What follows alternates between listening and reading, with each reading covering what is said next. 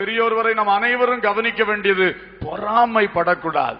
பொறாமையோ எலும்புருக்கி என்று வேதம் சொல்லுகிறது. அது என்னதான்? எலும்புருக்கி நோய். எலும்புருக்கி, எலும்பையே உருக்கக்கூடிய ஒரு பயங்கரமான நோயாகும் பொறாமை என்று சொல்லுவது. இந்த பொறாமையை நம்முடைய இருதயத்தை விட்டு புடுங்கி நாம் எரிய வேண்டும்.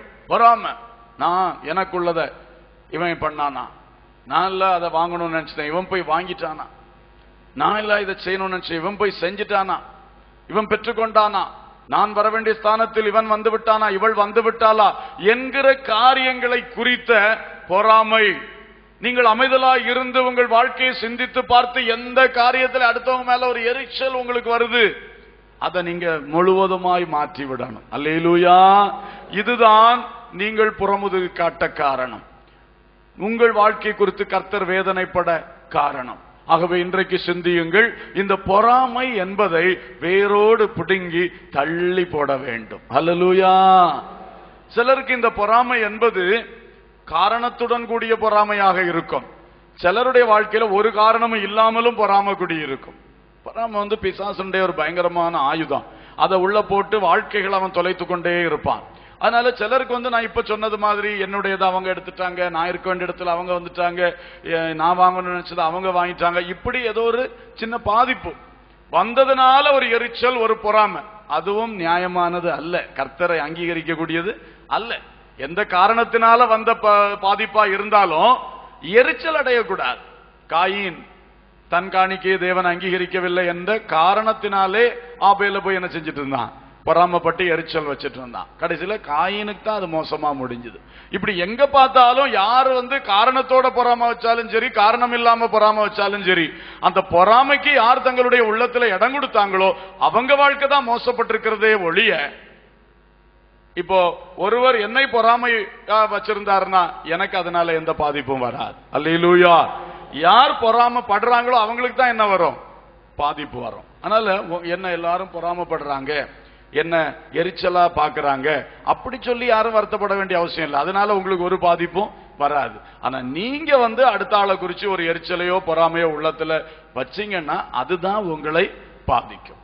நான் அதாவது காரணம் இல்லாமலும் சிலர் என்ன சொல்லுவாங்க, பொறாம வச்சிருப்பாங்க. பயங்கர பொறாமையான காரியம் இருக்கும். கர்த்தருக்கு ஸ்தோத்திரம். ஒரு முட்செடி கதை சில வாரங்களுக்கு முன்னால சொன்ன நினைவு இருக்கிறது. இருந்தாலும் இந்த சந்தர்ப்பத்திலும் அதை சொல்லுகிறேன். ஒரு முட்செடி இருந்துச்சான்.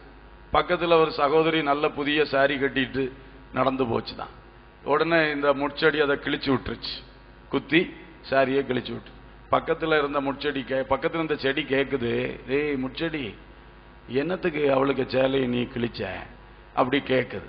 அப்ப அது சொல்லிச்சுதான், not to wear but to dare. உடுப்பதற்காக கிழிக்கவில்லை, கிழிக்கணும்னே கிழிச்சேன். இந்த சாரியை கிழிச்சதுனால முட்செடிக்கு அந்த சாரியை கட்டிட்டு நிக்க முடியாது. ஆனாலும் அது எதுக்கு கிழிச்சுதான்? கிழிக்கணும்னு கிழிச்சேன். இது மாதிரி சிலருக்கு பொறாமப்பட்டதுனால எனக்கு ஒன்றும் கிடைக்க போறது இல்லை. நியாயமா ஒரு காரணமும் அங்க இல்ல, பொறாமப்படுறதுக்குள்ள விஷயமே அங்க இல்ல. ஆனாலும் எனக்கு சுபாவம் பொறாமப்படுற சுபாவம், எனக்கு சுபாவம் கிழிக்கிற சுபாவம். நான் முள்செடி அல்லவா, முட்செடிக்கு வேலையே என்னதுதான்? கிழிக்கிற வேலை தானே, குத்தி கிழிக்கிற வேலை தானே. சுபாவம், ஜென்ம சுபாவம். எனக்கு சுபாவமே ஒரு பொறாமை. அதனால எல்லாம் பொறாமப்பட்டுட்டே இருப்பேன், யாரை பார்த்தாலும் பொறாமப்பட்டே இருப்பேன். இந்த சுபாவம் அழித்து விடும். எலும்புருக்கி, எலும்புருக்கி. பொறாமை தன்னை உடையவனை கொல்லும். கர்த்தருக்கு ஸ்தோத்திரம். பொறாமையோ எலும்புருக்கி. எனவே யாருடைய உள்ளத்தில் யாரை பற்றி, அடுத்த ஒரு நபரை பற்றி பொறாமை வந்திருக்கிறதோ இது ரொம்ப சீரியஸான ஒரு வியாதி, ஒரு பாவ நோய். இதை நாம் உடனடியாக இதை சரிப்படுத்தி அந்த பொறாமையிலிருந்து விடுதலை பெற்று வெற்றியாக எழும்பணும். அப்பொழுதுதான் யுத்த நாளிலே தைரியமாய் நின்று வெற்றி பெற முடியும். அல்லேலூயா. அப்பொழுதுதான் கர்த்தருக்கு பிரியமான பிள்ளை என்ற சாட்சியோடு கடைசி வரை நடக்க முடியும். அருமையான குமாரன், அருமையான குமாரத்தி என்கிற சாட்சியோடு கடைசி வரைக்கும் நாம நிக்க முடியும். அதனால பொறாமை என்பது நம்மை விட்டு மாறணும். எப்பிராயீமுடைய தோல்விக்கு காரணம் பொறாமை. இரண்டாவது, ஏசாயா தீர்க்க தரிசனம் 28ஆம் அதிகாரம் 3ஆம் வசனம். எப்பிராயீமுடைய வெறியரின் பெருமையான கிரீடம் காலால் மிதித்து போடப்படும். எப்பிராயீமுடைய வெறியரின் பெருமையான கிரீடம் காலால் மிதித்து போடப்படும். இரண்டாவது ப்ராப்ளம் பெருமை. எப்பிராயிமுக்கு என்ன வந்துருச்சு? இப்போ பெருமை வந்துருச்சு. பொறாமை இருக்கிறது. இரண்டாவது வந்தது என்னது? பெருமை. அவனுடைய பெருமையான கிரீடம். கர்த்தருக்கு ஸ்தோத்திரம். பெருமை சரப்பணியை போல் சுற்றி இருக்கிறது. வேதம் பெருமைக்கு எதிராகவே எப்பொழுதும் பேசுகிறது.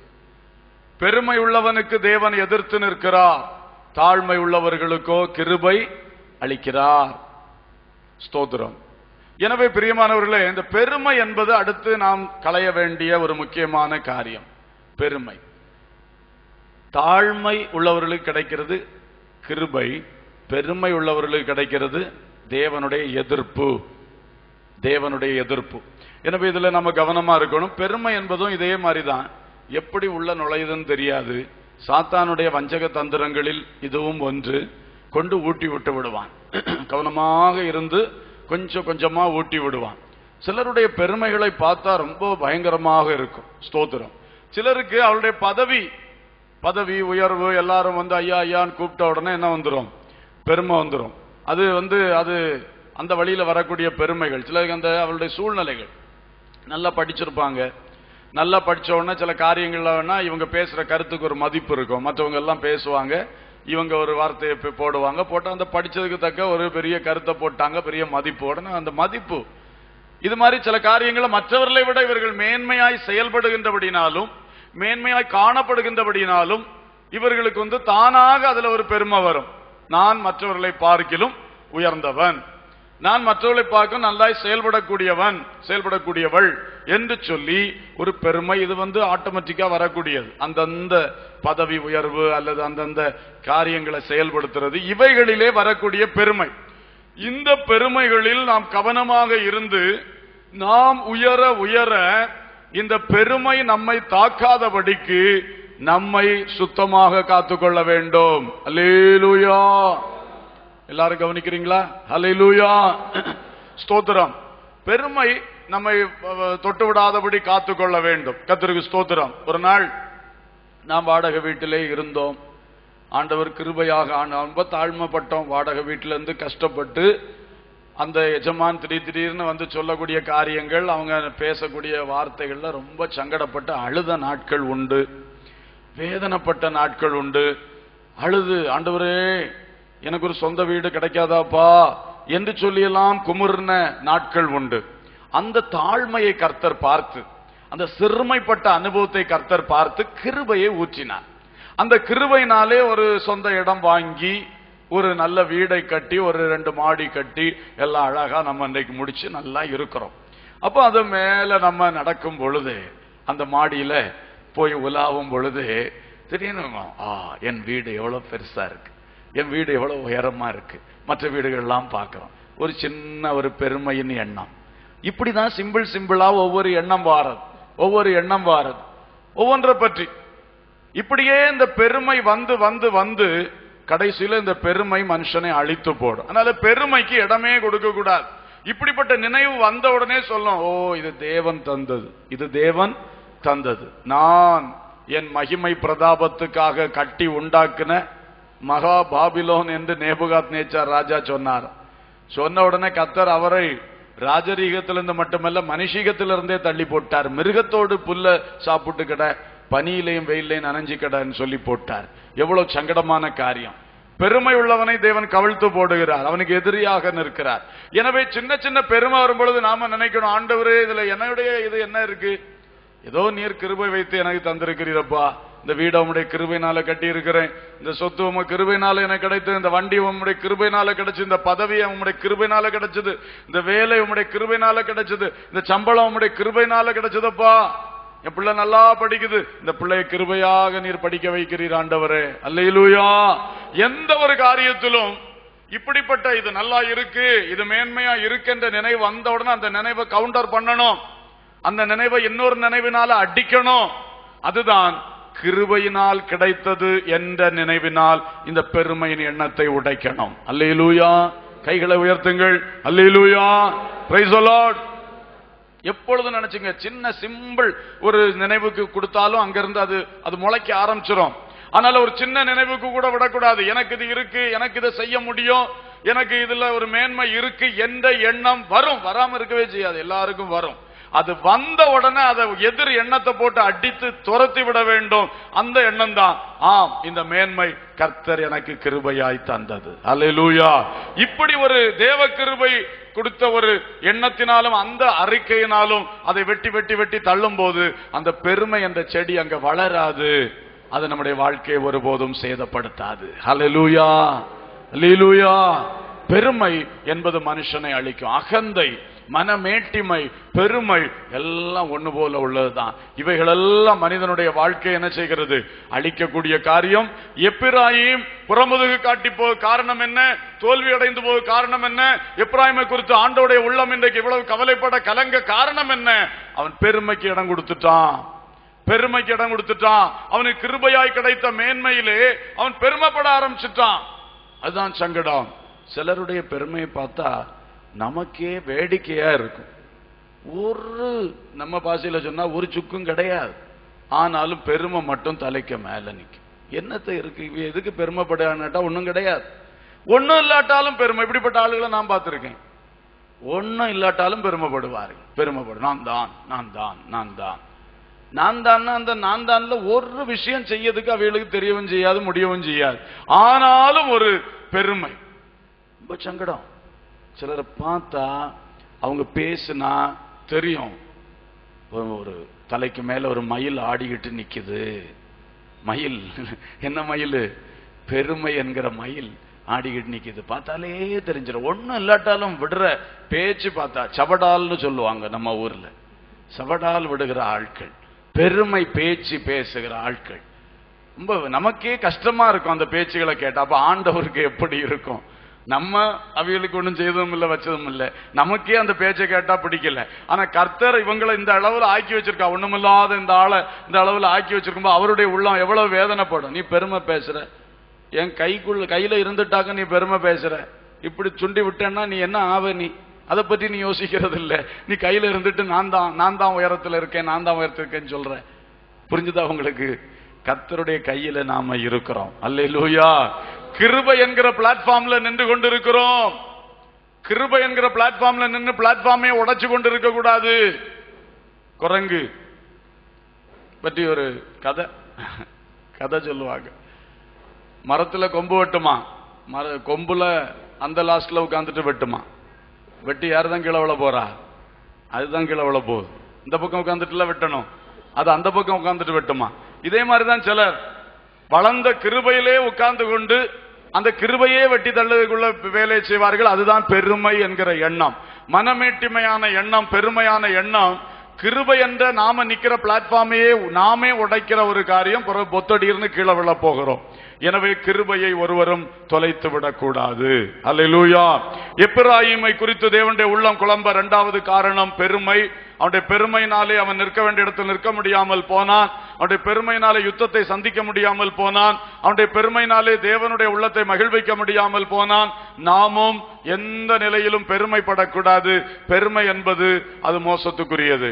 மூன்றாவது, இந்த எப்பிராயீமுடைய அடுத்த தோல்வியை பார்க்கிறோம். ஓசியா 4ஆம் அதிகாரம் 17ஆம் வசனம். எப்பிராயீம் புத்திரர் விக்கிரகங்களோடு இணைந்திருக்கிறான். வாசிங்க. அவனை போக விடு. விக்கிரகங்களோடு இணைந்திருக்கிறான், அவனை போக விடு. ஓசியா தீர்க்கதரிசியின் மூலமாக கர்த்தர் வேதனையோடு சொல்லுகிற இன்னொரு காரியம். எப்பிராயீம் இப்பொழுது எங்க போயிட்டான்? விக்கிரகத்தோடு இணைக்கப்பட்டுட்டான். ஜீவனுள்ள தேவனோடு இணைந்திருந்த அவன், என்னால் உயர்த்தப்பட்ட அவன், இன்றைக்கு என் சாயலாய் உருவாக்கப்பட்ட வஸ்துக்களாகிய விக்கிரகங்களோடு அவன் இணைந்து விட்டான். அவனை போக விடு. Let him go. விட்டு தள்ளு என்று கர்த்தர் சொல்றார். விட்டு தள்ளு அவன். ஏன்? அவன் விக்கிரகத்தோடு போய் சேர்ந்துட்டான். பாருங்கள், இந்த எப்பிராயீம் செய்த வேலை. ரெகோபெயாம் காலத்திலே இந்த 2 குரூப்பா பிரிந்து விட்டார்கள் அல்லவா? அப்ப பிரிந்த உடனே இந்த 10 கோத்திரத்துக்கு தலைமை சமாரியா பட்டணம், இந்த 2 கோத்திரத்துக்கு தலைமை பழைய எருசலேம் பட்டணம். எருசலேம்ல தேவாலயம். ஆகவே இந்த 12 கோத்திரமும் தேவாலயத்தின் மேல் பற்றுதல் உள்ளவர்கள். தேவாலயத்தில் வரணும், ஆராதனை செய்யணும், தெய்வீக காரியங்களை செய்யணும், இப்படி ஆசை உள்ளவங்க. இப்ப என்னாச்சுன்னா ரெண்டா பிரிஞ்ச உடனே தேவாலயம் யாருக்கு கஸ்டடியில வந்துட்டு? யூதா கோத்திரத்துக்கு கஸ்டடியில வந்தாச்சு. பாக்கி 10 கோத்திரத்துக்கும் உள்ளத்துல ஆசை உண்டு, எருசலேம் தேவாலயத்தில் ஒன்று போய் விட்டு வர வேண்டும், அந்த ஆசை உண்டு. ஆனா போக தடை. இப்ப பிரிவினை வந்தாச்சு, பகை வந்தாச்சு, பிரிவினை. இவன் பார்க்கிறான், அவர்களை அரசாண்ட யெரொபெயாம் ராஜா பார்க்கிறான், இந்த எருசலேம் தேவாலயம் என்கிற விஷயத்தை வைத்து இந்த 10 கோத்திரத்தில் உள்ள ஆட்கள் அங்க போக்கும் வரவுமா இருக்க தொடங்கினால் நாளைக்கு நம்ம கட்டுப்பாட்டுக்குள்ள நிக்க மாட்டாங்க, யூதாவோடு தொடர்பு வைக்க ஆரம்பிச்சிடக்கூடாது, அதனால பிரிவினையை பலப்படுத்தணும், பகையை உறுதிப்படுத்தணும் என்று சொல்லி அவன் நீங்க இங்கேயே ஆராதிக்கலாம், நீங்க எருசலேமுக்கு போய் ஆராதிக்க வேண்டிய அவசியம் இல்லை என்று அவன் விக்கிரகங்களை உண்டு பண்ணி சமாரியாவிலும் பெத்தேலிலும் வைத்தான். முதலாவது எப்பிராயிம் விக்கிரக ஆராதனைக்கு வழிவகுத்தான். இஸ்ரவேலிலே விக்கிரக ஆராதனை அபிஷியலாக அவன் முதலாவது எப்பிராயிம் தான் அவன் அதுக்கு வழிவகுத்தான். அப்ப அவனுடைய நோக்கம் என்னன்னு சொன்னா, இனி இவர்கள் அந்த சகோதரங்களோடு ஒத்து போக கூடாது என்று சொல்லி அந்த பிரிவினைக்காக அவன் செய்தான். இதே மாதிரிதான் தேவனை நோக்கி தேவனால் உண்டாக்கப்பட்ட தேவசாயலில் படைக்கப்பட்ட மனுஷன் தேவனை ஆராதிக்க கூடாது என்பதற்காக ஒரு பிரிவினையை, பகையை உண்டு பண்ணதான் சாத்தான்.